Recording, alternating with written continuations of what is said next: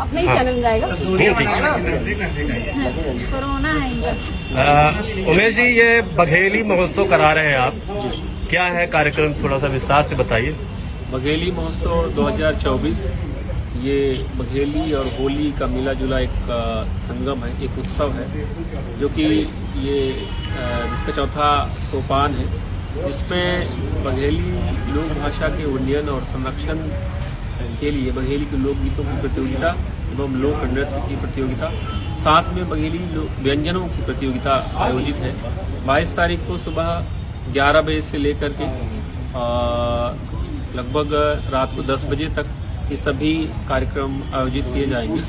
इसको हम सब ने 3 स्तर में बांटा है। पहला तो प्रतियोगिता, दूसरा सम्मान समारोह और तीसरा होली नाइट्स, जिसमें होली से जुड़े हुए लोकगीत जो है वो संगीत में प्रस्तुत किए जाएंगे। सरगम जी, आपने इस कार्यक्रम की शुरुआत लगभग 5 साल पहले की थी, फिर बीच में कोरोना के कारण कार्यक्रम रुक गया था। पहले में और अब में क्या क्या परिवर्तन आया है, और कैसे इस बार आप इसको अरेंज करेंगे और क्या चाहती हैं अपने दर्शकों से? 2018 इसी मुक्ताकाश मंच में मैंने शुरुआत की थी।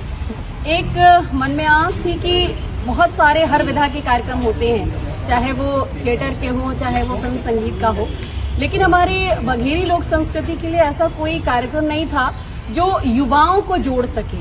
तो मैंने कोशिश की है एक शुरुआत करने की, और इस बार आप देख सकते हैं हमारे साथ हमारे जो बहुत सारे युवा साथी कलाकार हैं। मैंने इन सबको जोड़ने का प्रयास किया है और सबको दायित्व देना चाह रही हूँ कि ये सब इन्वॉल्व हों और अपनी लोक संस्कृति को पहचाने।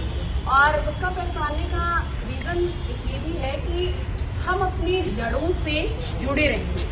और सबसे बड़ा इसका जो उदाहरण है, आप जो मैथिली ठाकुर है, आप उनको देख पा रहे होंगे कि वो इतनी होनहार कलाकार हैं, सब कुछ गा सकती हैं, लेकिन बावजूद इसके उन्होंने लोक को पकड़ा है। और आज लोकगीत के ही ताकत से माननीय प्रधानमंत्री जी ने उनको ब्रांड एम्बेसडर बनाया है लोक कलाओं के लिए। तो ये हम सब युवाओं के लिए जो है प्रेरित करता है। ठीक है, हर चीज की अपनी एक जगह होती है, अपना एक स्थान होता है, लेकिन जो लोक भाषा है, जिससे हम उसे मातृभाषा भी कह सकते हैं, क्योंकि हम उससे कनेक्ट होते हैं।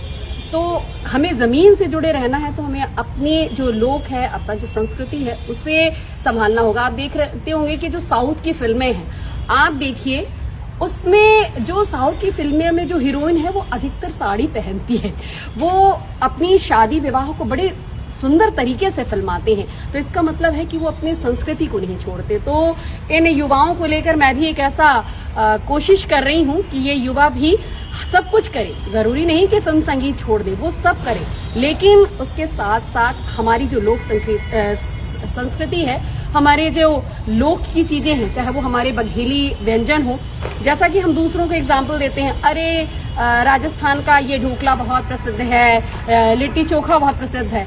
हमारे बघेली व्यंजनों में भी इतनी वैरायटी है। तो एक नया मैं सोपान लेके आई हूँ, बघेली व्यंजन प्रतियोगिता, और कोशिश कर रही हूँ कि उसमें बहुत सारी जो महिलाएं हैं वो इन्वॉल्व हो और जो यूथ है वो भी इन्वॉल्व हो, और हमारे यहाँ की जो खास व्यंजन है उसको बनाए और बताए कि हमारे यहाँ भी जो स्वादिष्ट तो है ही, साथ ही साथ स्वास्थ्य के लिए भी लाभदायक है। तो ये मैंने एक नया सोपान जोड़ा है, और बाकी हमारे सारे यूथ साथी हैं और इनके साथ मिलके कोशिश